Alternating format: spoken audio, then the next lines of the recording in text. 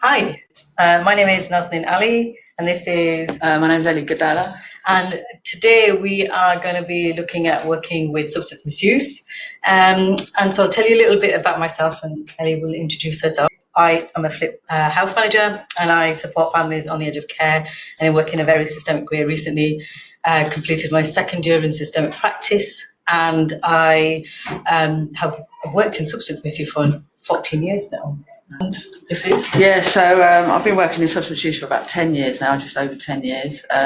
For the last few years, I've been working closely with Children's Social Care as a parental substance misuse for the Troubled Families programme. So now I work mainly with families where one or more parent has a substance misuse difficulty. And and I run the Audit project, which is a project for pregnant women and parents of preschool-aged children with difficulties with substances. And over to you, Naz. Yeah, no, I guess so. What our aims are for the session today is that we're going to be looking at increasing understanding of substance misuse from a biological and psychosocial perspective, also looking at a variety of substances and their effects. We plan to look at exploring the cycle of change in a bit more detail and evidence sort of different ways change can present. The impact of substance misuse on relationships, and this is really big because if you think about the context of substance misuse, lots of people in the family are affected by substance misuse, and that sometimes increases somebody's use in increasing their drug use. And we're going to look at exploring tools and interventions and the recovery options in relation to substance misuse. So shall we start, really? Yeah. So I guess part of substance misuse really and the wider context is looking at change generally and what do we do, or when we need to look at change, how do we do that? So Ellie, I just really wanted to think about the change that you went through, and I guess there's a list of questions that you need to think about when you're exploring that change. Is what is it that you needed to address? What did you change?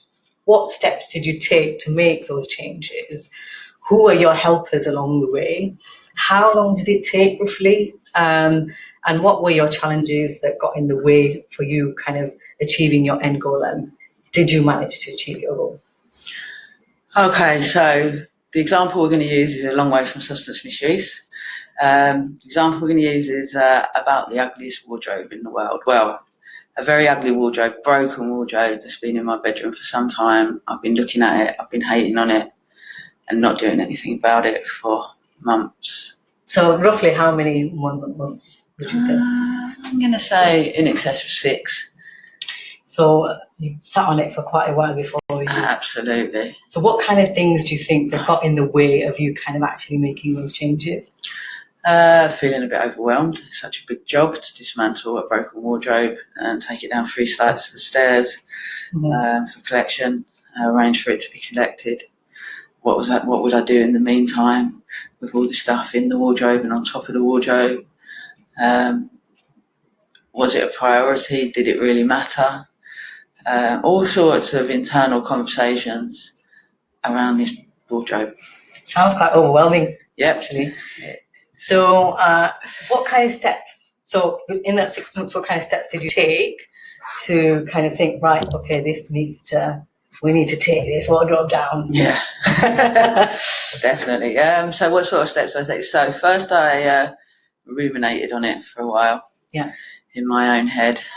Last thing at night, turn the light out, last thing you look at is this ugly wardrobe with the door hanging down. And I think, right, definitely tomorrow. Yeah. So definitely this weekend, or definitely, next opportunity, I'm getting rid of that wardrobe. And then do nothing about it. So after a while of contemplation and ambivalence, I moved into the preparation decision stage and realised I've got a problem. I hate my wardrobe. I need to do something about my wardrobe. And not only is one of the doors hanging off, but the second door started to hang off the hinge as well. Yeah. So what was it like to enter your room every night before going to bed with this ugly wardrobe? How did it make you feel? So it was possible to enter the room and look right and not see the wardrobe and pretend it didn't exist. But once you lay down, there was no hiding from the wardrobe, and it just made me feel a bit sad.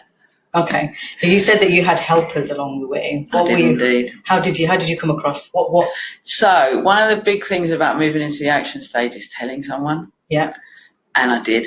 I started to complain about the wardrobe to friends, and one of my wonderful friends offered me to help. Oh, that's awesome. And it was fantastic, and I was really, really happy about that, and decided to do something about it. And the first thing I did was email the council to arrange for the collection, and arrange for the friend to come round. However, the day the friend had arranged to come round to help was not the day the council could collect it, so it felt like a setback. So I then started to tell myself, "Oh, never mind about the wardrobe." So that was the challenge that got in the way as well. Absolutely. Okay. And then you took. So there was a kind of lapse, a one-off incident of old behaviour when I got the email back from the council and realised it wasn't going to work. I felt like, oh, okay, it doesn't matter. It's only a wardrobe again. And that night I went to bed and I had to look at it. Face your difficulty. Yeah, absolutely. And decided no. I'll ask my friend if they could come on a different day. Do you know what they did, Naz? They did. Yeah. Oh my God! So we used a hammer. Used a hammer. Took that wardrobe down. Yeah. Yeah. You was on a mission. Absolutely on a mission. So I guess what we wanted to talk about really is the cycle of change, and Prochaska and Di Clemente in 1982 came up with a concept because they wanted to have a look at, okay, so people go through the process of smoking and stop smoking. What is it that happens to those various different stages that people start, stop, and whatnot? So they came up with this concept of cycle of change, and you have various bits on the cycle of change, which is pre-contemplation, which I don't have a problem, so I ain't going to sort it out. Contemplation, yeah, I do have a sort of a problem, but it provides me with some sort of feeling, a positive feeling, and then actually, God, it really affects me getting into work, or it really affects my relationships. Preparation decision is like, I do have a problem, I do need to pick up the phone, or I need to talk to somebody, but I'm not sure how to do that. Then you've got action, which is when you've got somebody who then speaks to somebody. So in the context of your wardrobe, you spoke to your friend and you made some actions. You had a few setbacks along the way, and then you was like, no, I need to get rid of this. So when we think about substance misuse, it's the same process. And the hardest bit, you can lapse at any point of the cycle of change. Maintenance is probably the hardest bit in terms of if you wanted abstinence or control, that things get in the way that prevent you from maintaining that, and that's like, it's like an uphill struggle to kind of maintain that. And if when we talk about lapse and relapse, I guess the difference is lapse is one-off, and quite often people are going through the cycle of change and want to completely end their relationship with substances, whether it's drugs or alcohol. There could be one-off incidents. So for example, one-off incident might be, I went out with my friends and I really wanted to have a good time, and I had one drink, and then I just didn't know when to stop. And then you have the whole guilty feeling the next day, thinking, oh God, I've really cocked this up, I don't want to do it again. And you start reevaluating and reflecting on, okay, what do I need to do differently so I don't fall off the wagon again? And I guess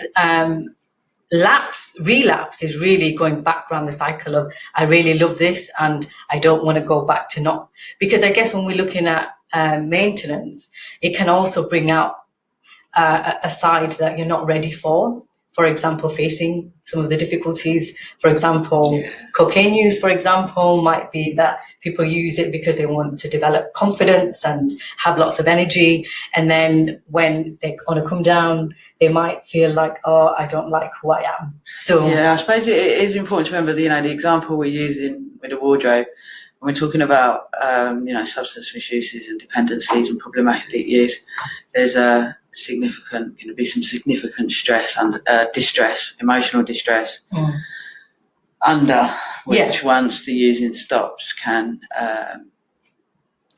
cause difficulties, can it? Yeah, it can. So in terms of working with cycle of change, when you have somebody presenting with difficulties, is how do you raise the doubt? So think about, okay, so what is that doing for you right now? How is that helping? And we've got some slides at the end which will also think about tools that you might use when you're working with somebody who might be presenting with difficulties with drugs or alcohol. So explore the discrepancy between present and future, and what dreams and plans they want in the future, and how might that be affected by substance misuse. And I guess also at contemplation, you would tip the balance and look at what are the obstacles and how can I overcome these obstacles. And the most important thing about contemplation is looking at self-efficacy. And part of the reason why people use substances is often it's avoiding certain things. And so when we avoid certain things, certain emotions, we kind of lose our self-confidence and self-belief. And we need, in terms of helpers, to kind of boost our self-efficacy. So when we're looking at decision-making process, we look at explore options and support available. So one of the things that I'm not in substance misuse right now, but I still have lots of links with different drug and alcohol services. And Google is such a wonderful tool, isn't it? You know, you can kind of look at services in your local area, and you also might know somebody that knows somebody. And that's often really helpful. Sometimes when I have a dilemma, I can contact Ellie and have that discussion, say, I have a case, what are your thoughts around it? And we can have those discussions, and that's really helpful. And think about setting realistic goals, because sometimes when people are experiencing that they need to make a change, they kind of set a goal saying, by next week, I want to be abstinent.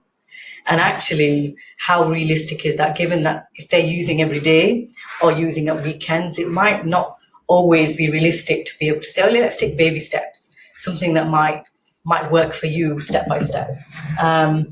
Make a small plan, and also look at SMART goals, you know, look at setting goals, making sure that they're measurable, achievable, make sure they're realistic and timely, so you've got an idea, but also emphasize that sometimes lapse will happen and not to use that as a setback. That's really important. And also have a backup plan. I was just going to say, I suppose, remembering around lapse as well is the risk of the shame. Yeah. That when somebody's lapsed, it can lead into a relapse because of how they feel afterwards. Yeah. And the distress. It can be quite a huge dip because they're on such a high, and then it just takes one little negative thought that might, you know, kind of push them into kind of using that little voice in your head saying, oh, you could really do with that right now. And we're going to talk a bit more about that after the cycle, aren't we? Yeah, we are. And also kind of try and move quickly to action, because once they're there at decision, they're ready to make those changes. If you say they're not going to get an appointment until 2 weeks' time, that also might be a setback. So we have to try and keep the momentum and motivation whilst it's there. In terms of action then, it's about making sure that the plan that you're making is concrete. So what does that look like? Do I take this person to drug treatment because they're not ready? Quite often we do a lot of referrals, but we don't think about the anxiety that a person might have going to drug and alcohol services. And again, the shame. The shame. There's so much shame around substance misuse. I'm going to keep mentioning that throughout this, I think. And also sometimes that dissociation, like I know in my experience, particularly drugs and alcohol, and when you combine that together, there can also be a hierarchy of actually, well, I'm not a drug user. I only use alcohol. And sometimes actually it's in a recovery in the broader sense. So we have to try and kind of destigmatize some of the feelings around the hierarchy, even within. Yeah, I mean, we are going to talk a bit about different substances in a while, aren't we? But I think overall, in terms of kind of engaging with services, there's a lot of resistance from a lot of people for a lot of different reasons, because they don't identify them as being services for them. And the shame. Yeah. And I guess the thing is to make sure that people have structure in their day. If, say, for example, somebody's not working and they fill their day with using substances, to remove the substance because that keeps them going might be really difficult. So what is it can you do to kind of brave self-efficacy? What are they good at? What else can they keep themselves occupied with? Can you refer them to different, so for example, 12-step programs? It's helpful for some, unhelpful for others, but there are other things that they can fill their lives with. You have to just take small steps at the same time. Also think about identifying a plan of how to avoid situations and obstacles. So as I said, one of the things that is really challenging for substance misusers is actually going back into a circle of friends, going back into the same communities where habits are really prevalent. And that can be really difficult for somebody who's really overwhelmed, lots of stresses, and you have somebody who is just around the corner saying, do you fancy having a bit of a session? Those things are incredibly difficult. And I would say, from my experience of people coming from finishing rehab and then going back into the community, there's a higher chance of lapse because quite often the support network or the services have either not picked up or they've kind of fallen through the net. There's a higher risk, I think. There's such a risk of kind of going back into... Yeah, there's a lot of it. I think life gives us lemons, and if lemons are given in early recovery, there's a risk. I was just thinking that the most important thing as our roles as professionals is making sure that we identify the strengths in a person and boosting self-efficacy, because that really has an impact on terms of recovery. Like sometimes as humans, we don't recognize the strengths and we don't always see all the positive things that others might see in ourselves. And it's important that we bring that to the forefront. So positive affirmation is really, really important as a part of the recovery process. Okay, so I suppose this slide is just to prompt me to try and help you to think a little bit about what addiction is and what substance misuse services offer in the UK. So first of all, we'll talk about the word addiction because it's kind of hard to define. It goes to the Latin root word to sacrifice or to enslave, depending. But I suppose the most important thing I think to understand is that there are different types of dependencies. It doesn't necessarily, somebody who's using a substance weekly, you could call that cyclical dependency. If it's the most important thing in their life, if it's impacting on their relationships and their life and every weekend they're using, then you'd maybe think about that in terms of cyclical dependency. It could still be viewed as problematic use, and I think that can be difficult because a lot of people often have a glass of wine or whatever on the weekend, but problematic use and defining and thinking about problematic use in terms of dependency is still really important with the families we work with. So I just want to put that caveat in. When we're talking about dependencies or addiction, I think it's helpful to think of it in terms of dependency and to view it as two different types of dependencies. So a psychological dependency and a physical dependency. So not all substances come with physical dependencies that require clinical interventions to stop using, but the most commonly used substances do, and they are alcohol, heroin and benzos or benzodiazepine. So there's a few different types of benzos, but you're most commonly known as Valium or Xanax. So they're substances that can cause a physical dependency where there needs to be a clinical intervention to help somebody stop using, and very, very dangerous. Obviously alcohol is the most common one, and people can die in withdrawal from alcohol, so it has to be managed properly. But what I'm going to talk about on this slide a little bit more is psychological dependency and the rewiring of the reward system. So if we're thinking about it, and I'm going to talk a little bit more about the different types of dependencies in a minute, but I just think it helps for practitioners to understand what substance misuse services are, and in order to do that you have to have a bit of understanding around the difference between psychological and physical dependencies. So treatment services in the UK are built on the biopsychosocial model of dependency. So when we're thinking about substance misuse, you have to think about it in terms of a biological dependency, psychological dependency, and the social.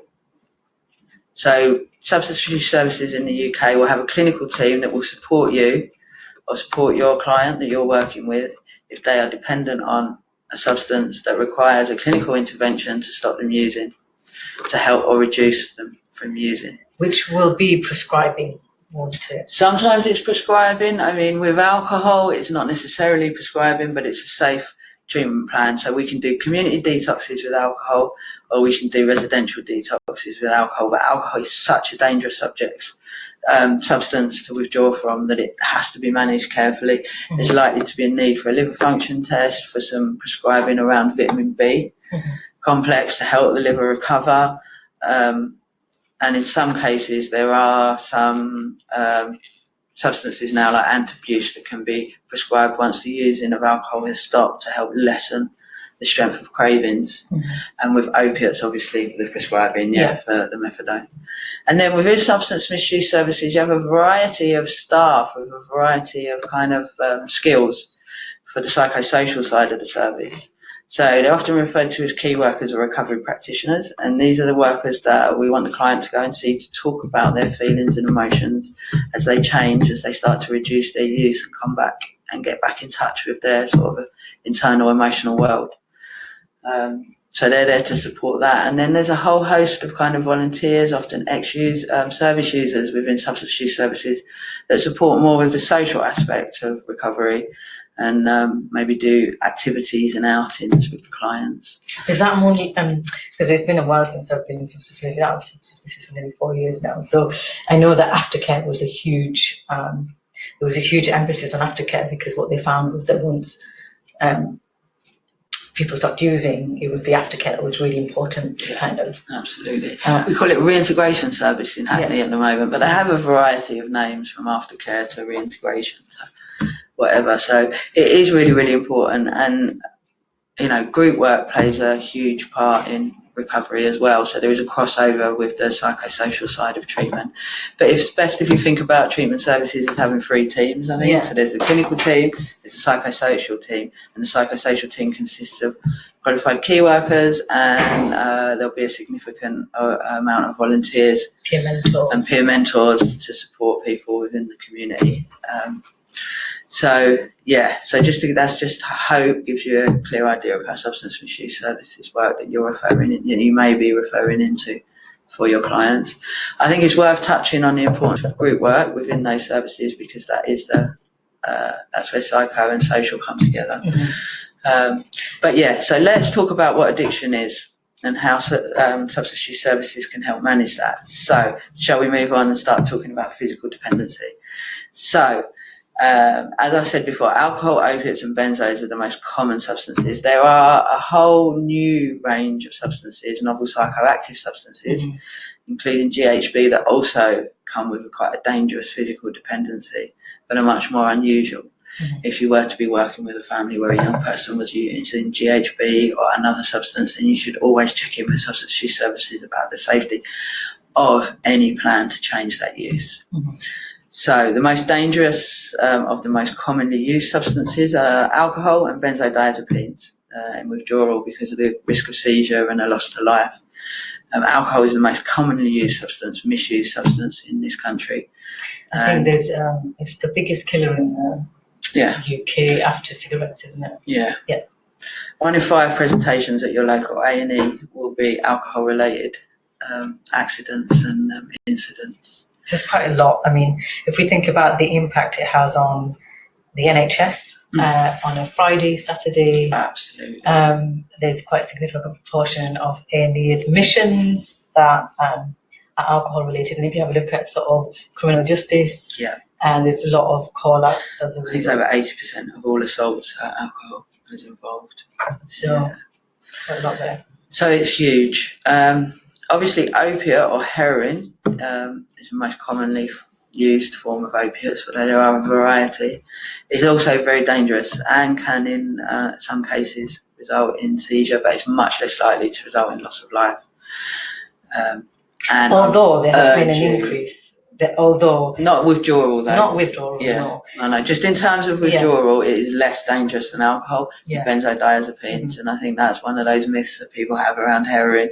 Because it's very, very scary for the user to face withdrawal. but it isn't as risky or as a risk to life in the same way as it is with alcohol and benzodiazepines. So you really, really need to be talking to substance misuse services. And we've got an alcohol audit tool that you can use to help inform you in those discussions that we'll look at a little bit later in these slides. And to remind you that substance misuse services in your local area are available to support you to help people with your safely from all substances. However, I think the bigger issue and the bigger slide is the next slide, where we're going to talk about psychological dependency, because it's an incredibly powerful part. Psychological dependency goes hand in hand with physical dependency and can exist with or without it. Psychological dependency is the belief that somebody needs a substance to cope, and belief is an incredibly powerful force and cannot be. I mean, we have somatic symptoms from psychological dependencies, people withdrawing from cannabis, people who stop using cannabis, people who stop using cocaine, they have what is commonly called a come down. There's some feelings in the body that are a result of the beliefs around the substance and the habit of using it, as opposed to an actual physiological change like with the other substances I talked about. So I don't want this to be seen as a lesser in any way, because it is the more powerful of the addictions. It's very easy to detox somebody from alcohol or cannabis, or the hard part is the staying stopped because of the psychological dependency. And it can be helpful to think about it in biological terms, because the reward system in the brain rewires. It tells people to keep using the substance even after the substance stops making them feel better. And it's important to note that the reward system and the prefrontal cortex is the part of your brain where you make rational decisions, and the reward system sits in your amygdala, and it works much faster, or it's a split second in reality, but it works faster than the rational part of your brain. So a good example is if a friend jumps out at you and says boo, and you jump, your body will react before you, and it feels like at the same time as you're realizing there is no threat and you know this person, but actually your body's already jumped, because that's the amygdala, the older part of your brain, jumping in before the rational part of your brain that recognizes the face and recognizes that the person isn't a threat to you is working a little bit slower.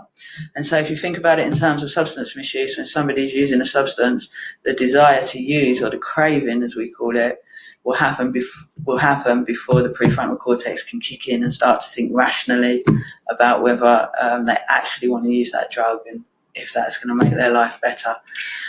And I suppose adding to that, if you think about humans or service users who have experienced early childhood trauma and their brain development, that's going to be much slower. Yeah, and the prefrontal cortex can actually be underdeveloped. So they might not. It might take. Or people under 25 as well. Yeah, isn't it? It's really worth thinking about it. But I think it also helps to think about it in terms of just thinking more about trauma. People use substances for a variety of reasons, or start using substances for a variety of reasons, but they're masking emotional distress to a variety of extents. So when they stop using substances, it's not just about the planning and the practical side of stopping and making that change.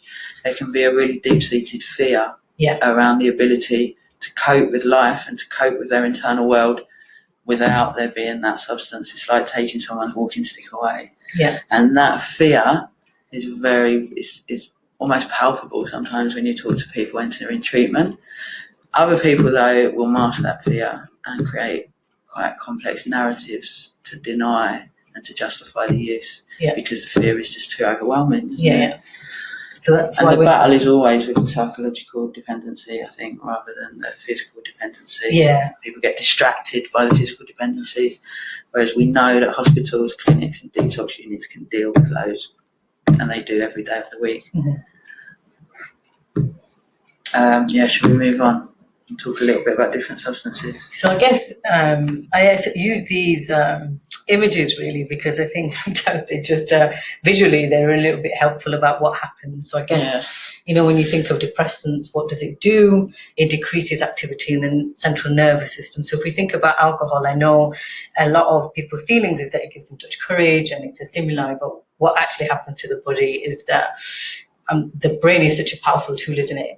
We have this euphoric sensation when alcohol is prevalent, but then when you think about the use. Inhibitions. Inhibitions, and it actually slows down the central nervous system. If you think about what you're like on your first 2 pints or your first 2 shots towards the end of the day when you've had a number of shots, you can think about the impact it has on the body, your interactions with other people, etc. You think about benzodiazepines, Xanax, cannabis, but there are things in terms of overlaps in relation to sort of alcohol and cannabis, and depending on how long you have been using cannabis and how long you've been using alcohol, it can go over to sort of hallucinogenic sort of properties, really, because depending on your brain development, your genetics, whether there is a pre-existing mental health issues in the family, if you think about generational patterns of use, quite often if there is a history of mental health in the families, particularly auditory, visual, hallucinations or sensations, whatever you might want to describe it, that there will be hallucinogenic properties depending on the level of your use and all the other factors that might contribute to. I mean, particularly thinking about cannabis, I think is a really interesting one. And a lot of the times I have heard in services people referring to just cannabis. Yeah. And I think that's incredibly dangerous because cannabis does become between a depressant and hallucinogenic, particularly strains, the most prevalent strains, which is skunk, or known as skunk, which is very, very different from natural cannabis because of how it, the ratio between the active ingredients is very different. So the THC and CBD ratio is very, very different than in normal cannabis, and the most commonly used cannabis nowadays in this country is skunk. And anybody with poor mental health or a diagnosis or an undiagnosed condition, but just poor mental health, low mood, maybe some difficulties in their life at that time or some uncertainty about the direction in their life, can have a huge effect, and it has a huge effect on the ability to maintain relationships, which you're going to talk about a lot more a bit later. So I think to highlight that around cannabis is important. I think there is a culture, and I don't know if this is a radical thought, around sort of legalizing some substances, because I think that at the moment what we're getting in terms of quality of cannabis, the ratio Ellie touched upon in terms of CBD. 30 years ago, CBD is an antipsychotic, and the antipsychotic chemical in cannabis, and that is becoming more and more less. So you might be presenting with people who are experiencing symptoms of psychosis or hearing things or seeing things that are not there, and so I guess minimizing it again can be quite dangerous because, as I said, sometimes in the drug and alcohol world there is a hierarchy of what's most dangerous and what's least, and actually it's about understanding what the person's experience is or somebody's experience with that and relationship with that had it on them, because particularly with cannabis, that at one end there is risk of psychosis, but way before that there's risk of emotional dysregulation. Absolutely. People are suppressing emotions willy-nilly, and then they're coming out in inappropriate and often dangerous ways. So, and the other thing I think is important to mention, just thinking about different substances, is most people are actually polysubstance users. I mean, it's you often with cannabis you may get solo cannabis users, but some of the common, most of clients presenting in services are polysubstance misusers. So there's certain sort of groupings that we might just want to mention. The other thing that I'd like to add about cannabis is one of the common things that you will hear from people is that, it helps me sleep, it helps me chill, it reduces my anxiety levels. And what you find is that when people haven't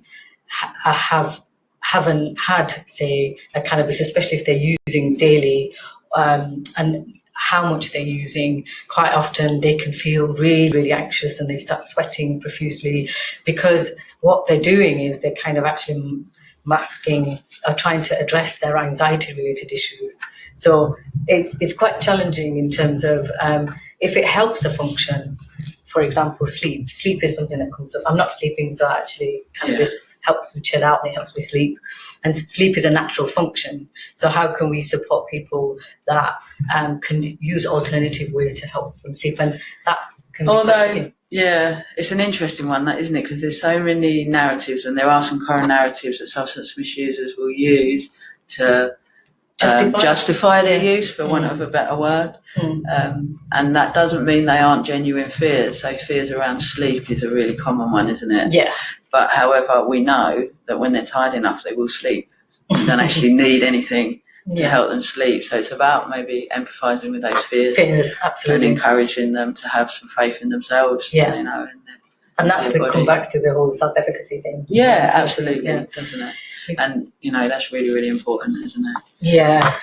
Magic mushrooms, LSD, ecstasy, and they're classed as hallucinogens. And depending on what quantities you take them in, some of them will have like initial stimuli effect. So it gives people a euphoric sensation. Ecstasy particularly works on the serotonin levels, and the come down can also be quite scary.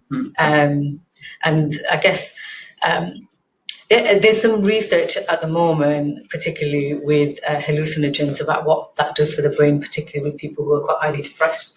And there seems to be there are some clinical trials that are happening at the moment, which seem to be having a positive effect. So it'll be useful to see what the research says around, well, how can we support people with mental health needs that can be used in a positive way. So I guess watch this space, really, isn't it? It's important to note that with any substance misuse, quite often it's about how do we get away from the crappy feelings that we're feeling. Yeah. And so when we talk about the brain and what it sends, it's that overwhelming feeling of I need to use because it's helping me to function. I also think just to go into it a little bit more around the differences between depressants, hallucinogens and stimulants, in case it's not clear. Yeah. And just to think about the risks around them a little bit. So substances which are known as depressants, which arguably could include heroin, but we're going to talk about opiates in a minute. Benzodiazepines and Xanax, these are substances that make a person sleepy and very relaxed. So the risks around emotional dysregulation and assaults tend to happen after the use and the effects of the use has worn off, or in order to gain the substance. When we're thinking more about stimulants, then often the violence or the issues with the relationships and the difficulties happen when they're under the influence of the substance, because it's a stimulant. They're very much wide awake, very, very increased heart rate, increased alertness. Yeah. Hallucinogenic we don't come across so much in services because they're more experimental substances usually, which either lead directly to a mental health ward or don't. Yeah.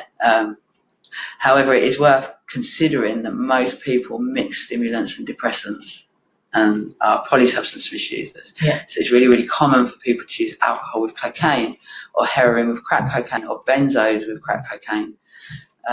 It's really, really common for people who take GHB or methamphetamine to use benzos or Xanax afterwards, or heroin or cannabis. So people will manage and learn to manage their internal world quite effectively, for want of a better word, with substances, by mixing substances. And the mixture of substances come with their own risks, unique risks.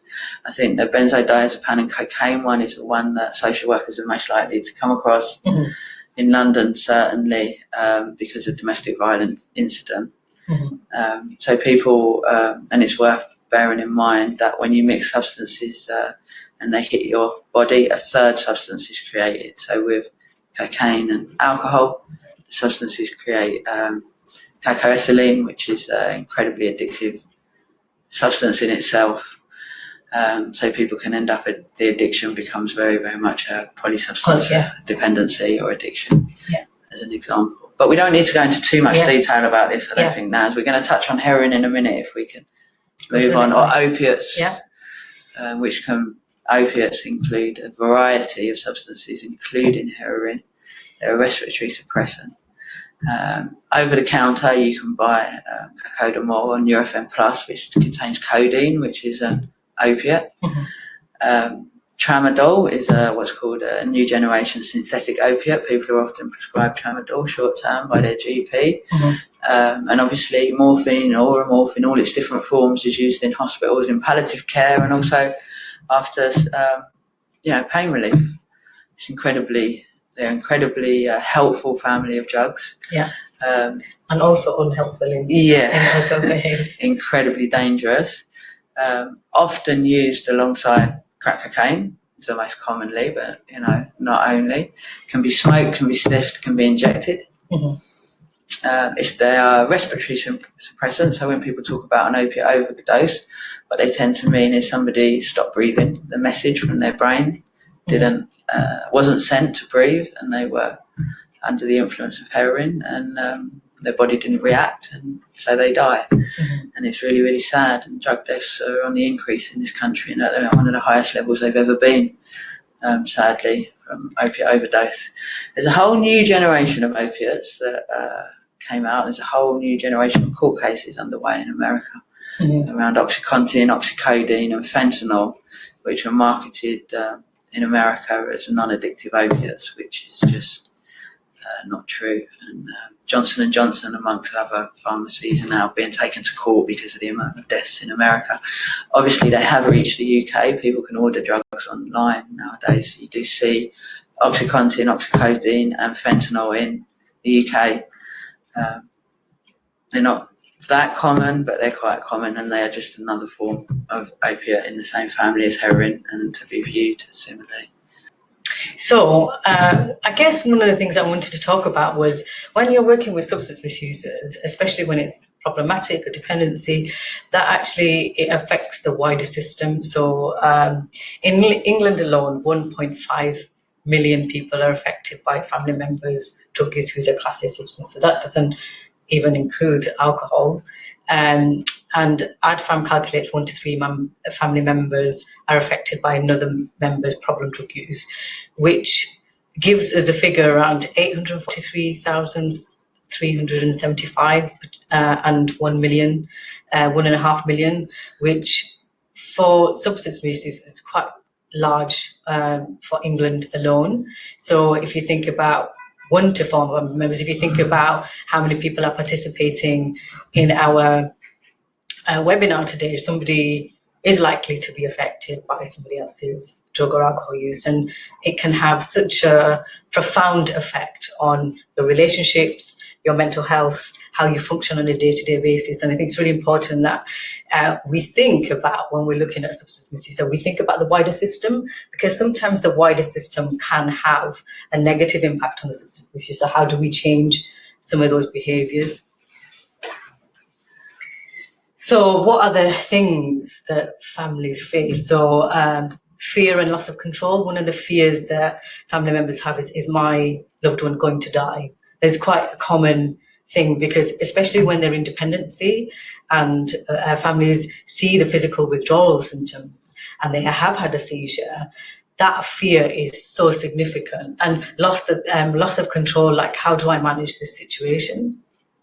Lots of things around anger and betrayal. So when you think about somebody who is in substance misuse and you've got that idea of self-efficacy, sometimes when you don't work with a wider system, you're working with the client alone, they go back into a home where their loved one is really angry, will send negative messages, which will then have a spiral impact on them using again. So we have to think about how do we include the wider system in treatment. And there's been a lot of work with Public Health England around how do we incorporate families in treatment, because the research suggests that you support the family and they're more likely to recover because you're changing the narrative of that individual.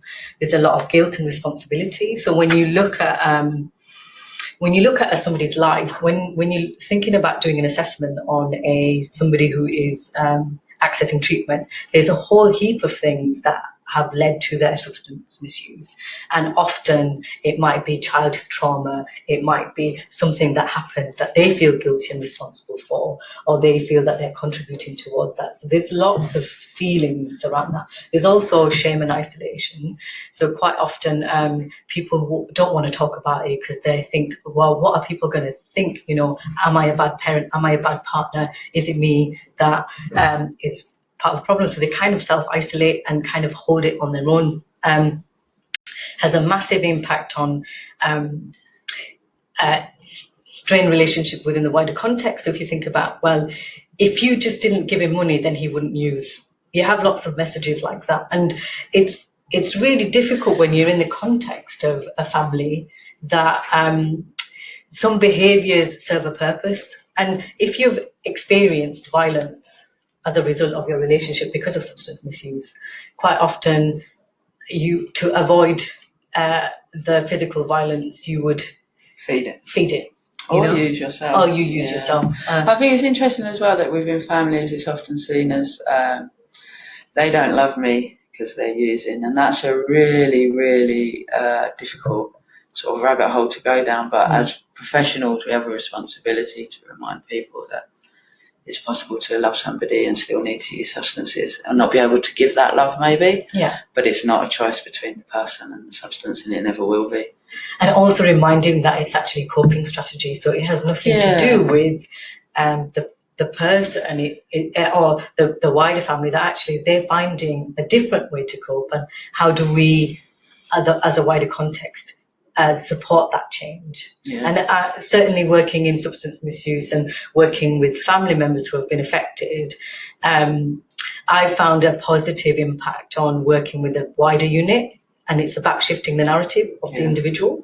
That has a massive positive impact on relationships as a whole. I remember when I first started in Hackney, and I worked with a parent who had a son who was using crack. I said, we dissected with Mum, we dissected his life in terms of the key significant events that he might have been affected by. Then we had a look at, okay, so what can you do differently now that will be helpful for your relationship? So we had a look at what isn't working, so let's try alternatives. And that seemed to have had a really positive impact on her relationship with her son, because she used different language with her son. So rather than saying you are worthless or you are this and using quite negative language, she changed the way she spoke to her son. Kind of closed language, isn't it? It's like that saying, if you call someone a junkie, then they will be a junkie. That self-fulfilling prophecy. But not just that, it's like pushing people into family roles, isn't it? Yeah. They're a person in distress with a problem. Yeah. They don't have to stay there. No. Yeah. There's often quite high levels of anxiety and stress, and that's what has a negative impact on relationships. So I guess hidden harm. You want to talk a little bit about that? So hidden harm is a seminal report that we need to do again, really. It's getting a bit dated, isn't it? So we've got the Scotland stats here, but I think the hidden harm report was written in 2003, so it's slightly outdated. But there's a slight update in 2013, but not a full update, was there? It really needs looking at again. So they estimate over 3 million children in England live with an alcohol-dependent parent. And I see that stat there, but I am aware of another one after there was a study in 2016 of 4 London boroughs, including Hackney, and 61% of child protection cases with substance misuse was a contributing factor. So I think, if we're going to think about the impact on children in a household, it is huge, and it deserves its own webinar itself, which I know we've spoken about. I'm aware that every week between 1 and 5 children phone Childline concerned about their parental substance misuse. So this is problematic as well as dependent use, both psychological or physically dependent use. And the impact on children is huge, on their ability to develop, on their ability to concentrate, to form relationships, to learn about relationships. So I guess The impact on children and having, when I first started off in substance misuse, I worked with children affected by parental substance misuse. Is quite often there might be physical, sexual, emotional, and threats of maltreatment, feelings of fear, anger, guilt, embarrassment, shame, secrecy, rejection, loss of love, loss of self-esteem and confidence, loss of normal life to family, and fear of losing parents and loss of childhood. Now, there's quite a lot of feelings in there in relation to the things that they're affected by. And it's important to note that, in my experience, children are incredibly resilient. They hold a lot of information, and you'll find parents will say, no, I don't use it in front of my children so they don't know. But there's certain behaviours that children pick up on that it's quite... Yeah, I think it's really important. Can I just stop you there a second now? Sorry, but that I don't use in front of my child argument. It's about being intoxicated and being in a calm down or in withdrawal around your child.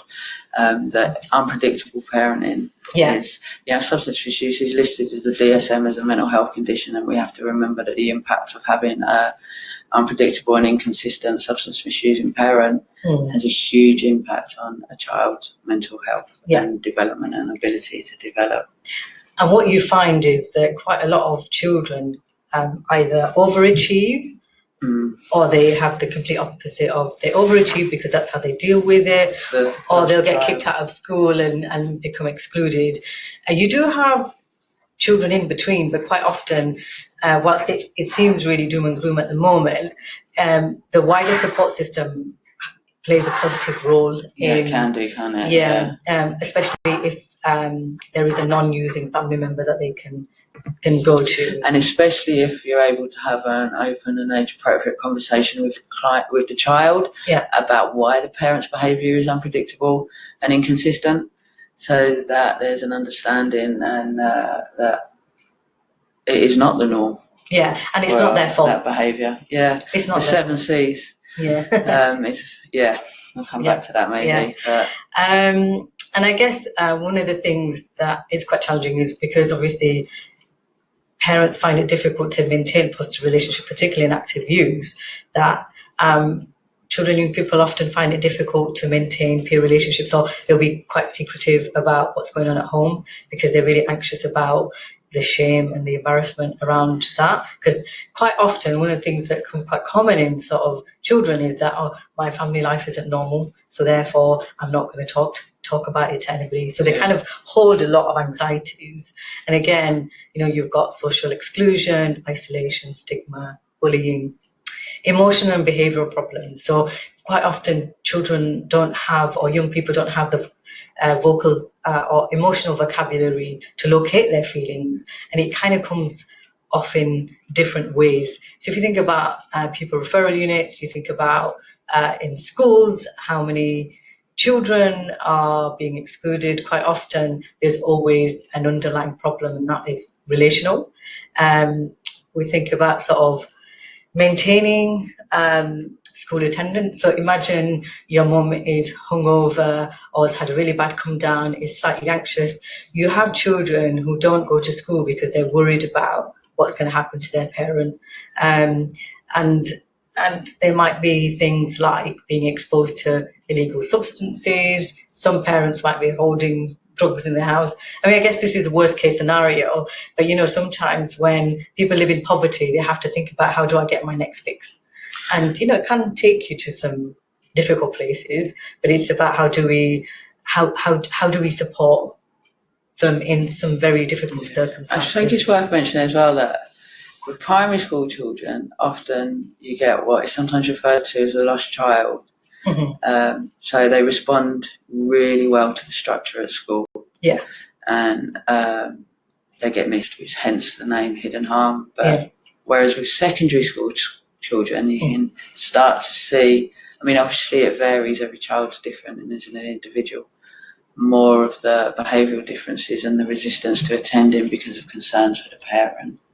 I mean, that's loose, but I think it's worth remembering and being aware of the children that actually go under the radar at school, because it's such a relief to be in an environment that is predictable and safe.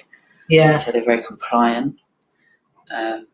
and overachievers. The other thing that I wanted to mention was that quite often young people, parents might be inconsistent with boundaries.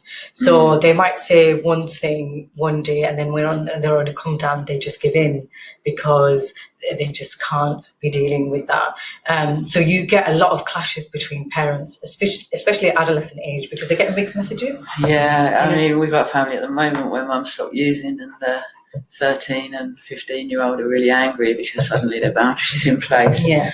So I know it's a huge change for everybody in the family, isn't it? For sure. When a parent makes a change around their substance misuse. Yeah. The thing to remember is that one of the impacts that has on children in relation to substance misuse, domestic chores, tasks. The other thing is taking a caring role, frequent moving as a result of substance misuse, and also, again, we talked about parenting boundaries, unpredictable moods, disruptive routines, and family occasions. I'm working with a family at the moment in a family therapy clinic where big events like birthdays and New Year's and Christmas, massive anxieties around those days because the behavioural patterns around those dates are the thing where the challenge is happening the most. Yeah. Okay, I'm conscious of the time. Time, yeah. So I guess we uploaded the alcohol tool. I don't know if you can see it, but yeah, I think it's a really handy tool, and I'd encourage all social workers to use. So just focusing on the tool on the right, really. This was put together by the World Health Organization, taking into account the fact that when you ask people around about their alcohol use, they always underreport. I'm sure most people would have been to the GP and asked maybe about how often you eat biscuits, and you underreported. Or, yeah, I mean, a lot of people have done it. It happens in non-smoking clinics, it happens in substance misuse services. And it's a mixture of people telling what they want to be the truth and the reality of the truth, as well as attempts to mislead. So, and that has to be, I think, always taken into consideration when you're working with somebody with a substance misuse.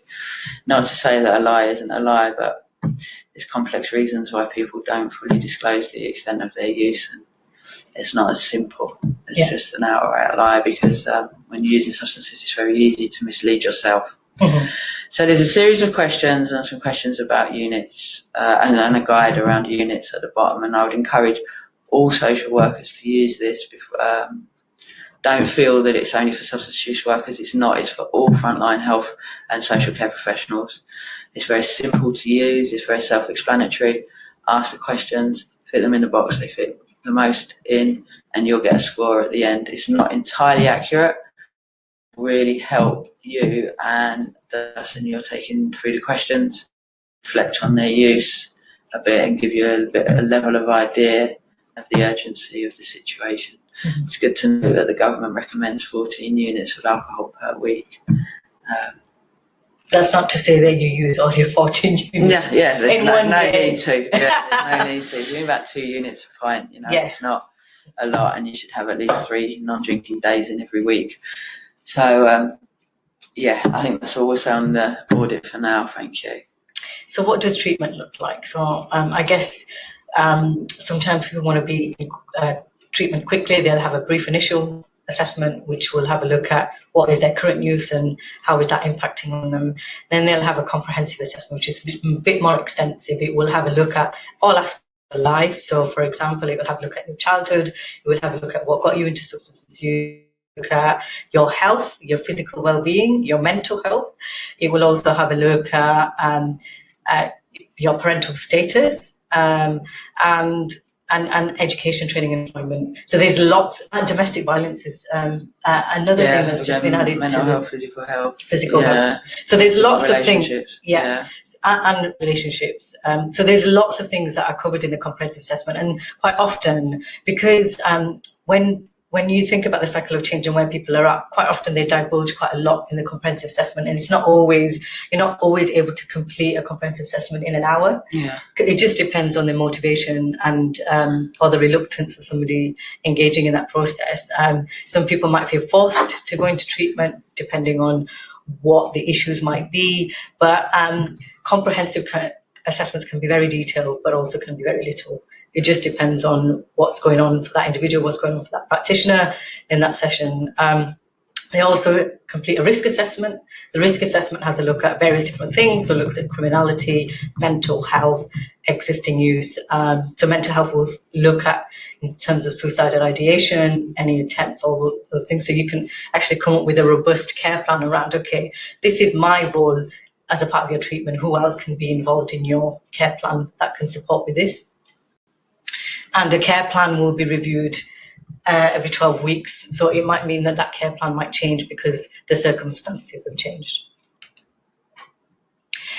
So from a systemic perspective, I guess one of the things that's really important around engaging people in treatment is about therapeutic alliance. How do you develop a really good relationship in that first session of motivation?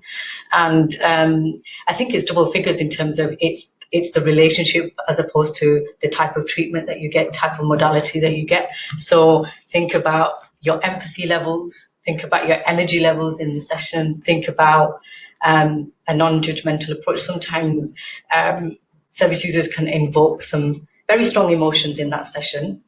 And we need to think about, okay, how do I manage this?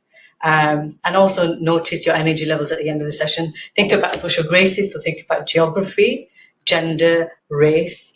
Think about your age, ability, culture, ethnicity, education, class, status. There's so many things that you need to think about when dealing with an individual, because there's so many contexts within an individual that has an impact on their substance misuse. So if I think of somebody from a different cultural context, where families might think that abstinence is the only option for a substance misuse, that might not be realistic or might not be what they want. So we have to think about how do we look at relationally somebody's all those social graces and the impact that has on your relationship in that moment. Make hypotheses. Sometimes the medical model can be really fixed around this is the person's circumstances, so therefore this is what the treatment outcome would be. Always be curious. It's really important that you ask. So how would your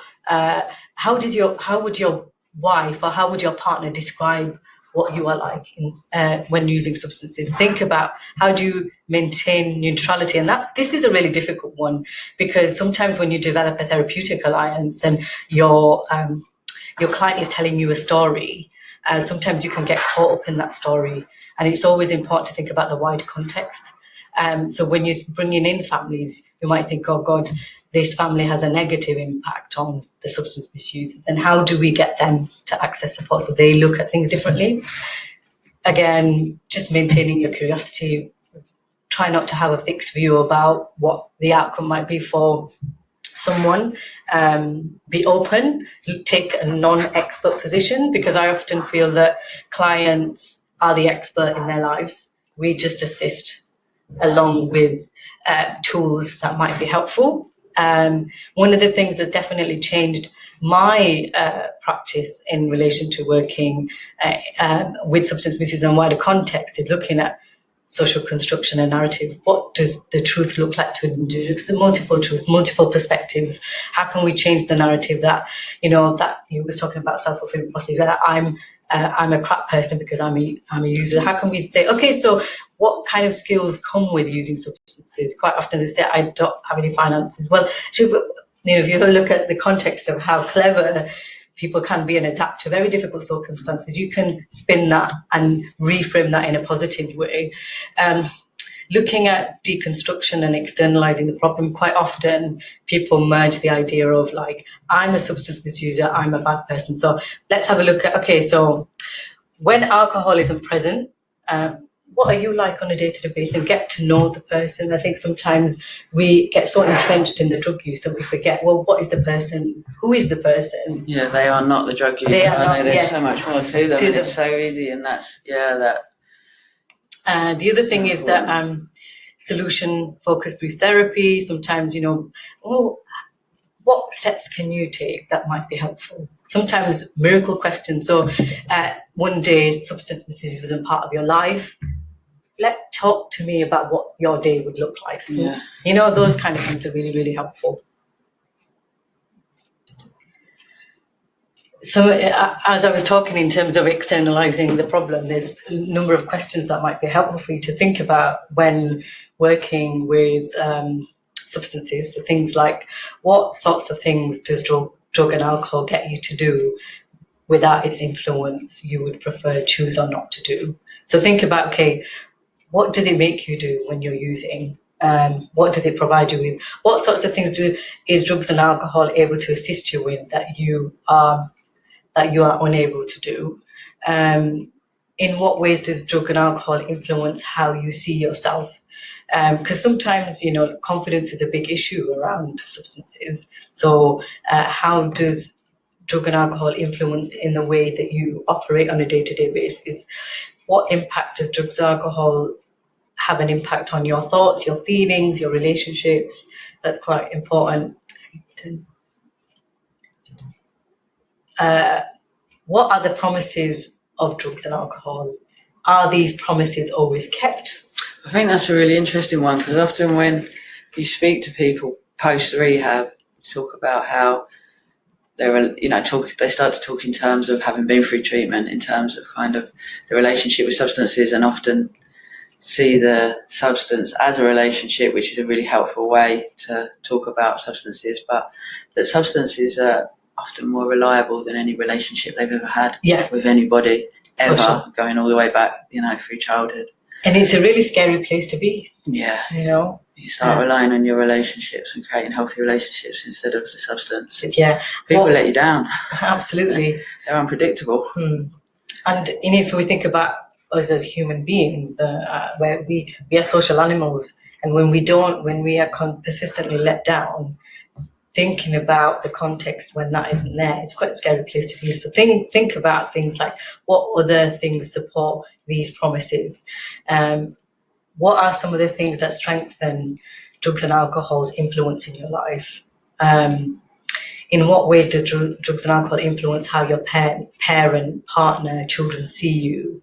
In what ways might drugs and alcohol promote and support the development of indifferences to the concern, requests and needs of partners and children? And I guess it's really thinking about, how does drugs and alcohol play a part in aspects of your life, how you see yourself? Because quite often, especially if they have low self-efficacy, drugs and alcohol might give you that receptor, that feel-good factor of, I feel okay, I don't like these thoughts that get in the way. What plans or ideas might drugs and alcohol have for your future? How well do these plans fit in with your own plans for the future?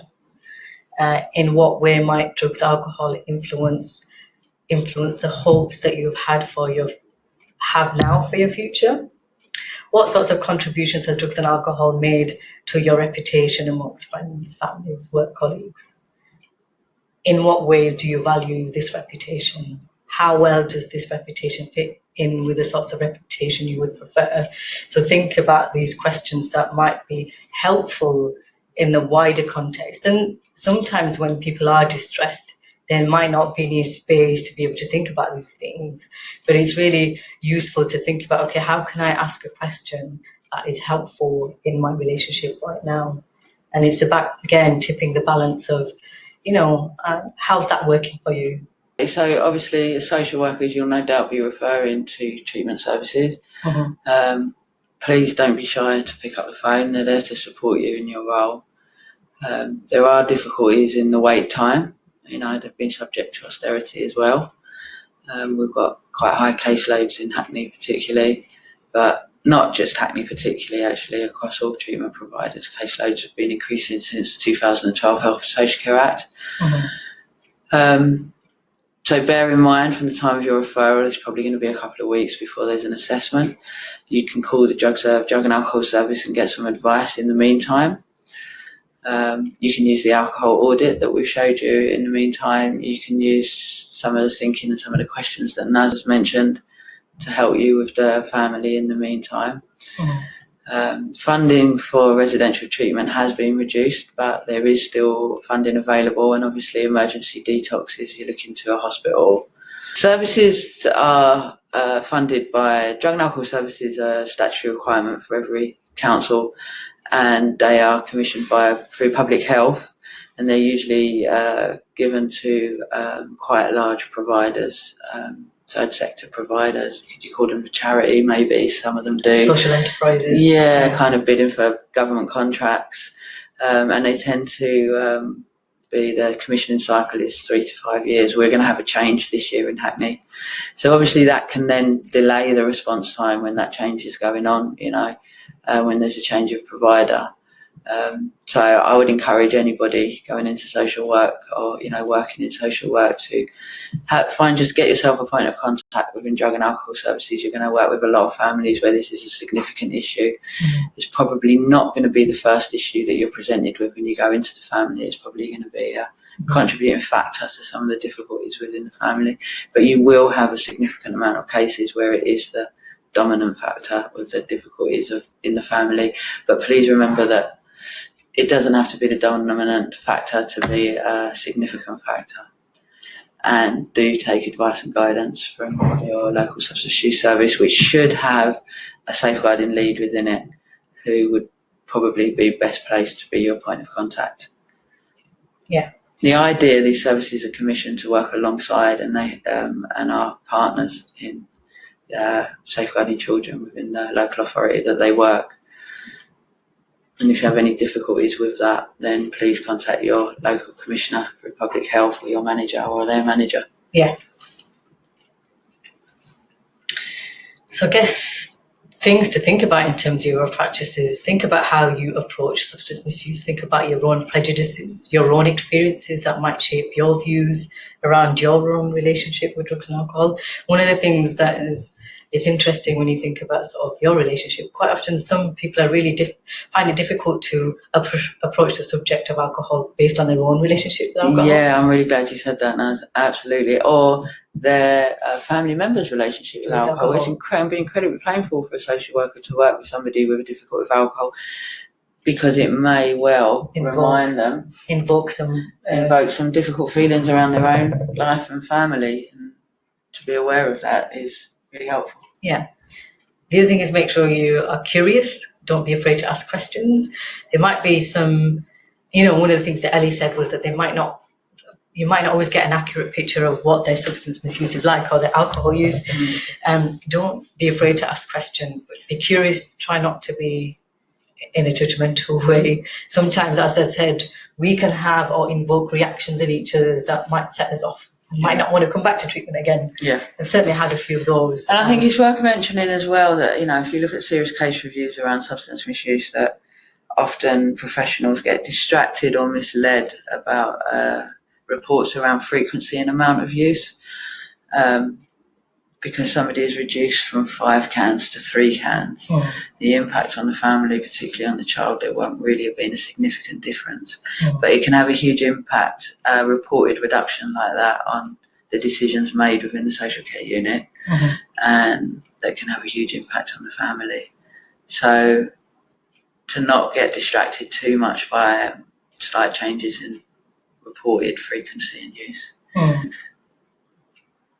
Sorry, that's a bit of a tangent, isn't it? No, I just wanted to drop that in before the end. I realise we're coming to an end. Yeah. Go on, Naz, after. The last but not least point is really, it's not often about the treatment modality or the different modalities that make treatment successful. It's about your interaction in that session. And the National Treatment Agency would always highlight that, wouldn't they? The therapeutic alliance is more important than anything. If you can get the person in a place of trust where they can speak openly about their substance misuse, the hope of success increases hugely, doesn't it?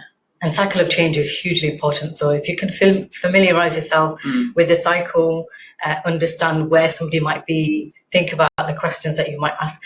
It's important to note that you may get defensive responses, but that's because it comes from a place of fear.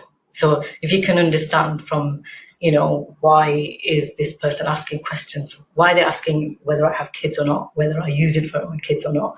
Quite often it's fear. And, you know, when we think about children's social care and the narrative that historically has been held, quite often there are challenging relationships with social workers and families because parents fear that their children are going to be taken away. And it's often trying to break those barriers and think about, you know, before we look at risk, how do we look at resilience? You know, as a culture, as a society, we're very good at focusing on what we're not good at or what people aren't good at. And our responsibility is, when we're looking at cycle of change, how do we improve somebody's self-efficacy, and looking at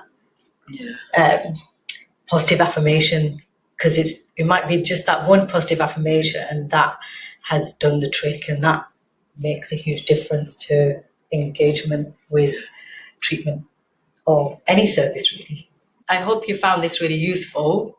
Feedback would be really helpful to think about when we do this webinar again. Yeah, because it's such a broad subject, isn't it? Yeah, I mean, we it's didn't really know where to start, really. Yeah, but we've started now. We've started now. Yeah, there's a lot more to. There's so much more. I mean, it's really difficult to try and squeeze everything in Yeah. in a short space of time. So one of our struggles was, what do we include? What does this structure look like? And we got there in the end. But I think it's important to note that the cycle of change plays a massive part in recovery. And people are going to go around it quite a few times. The average is 7. Yeah, 7 times. And that could be 7 times over a period of 20, 30 years. So it's about having patience.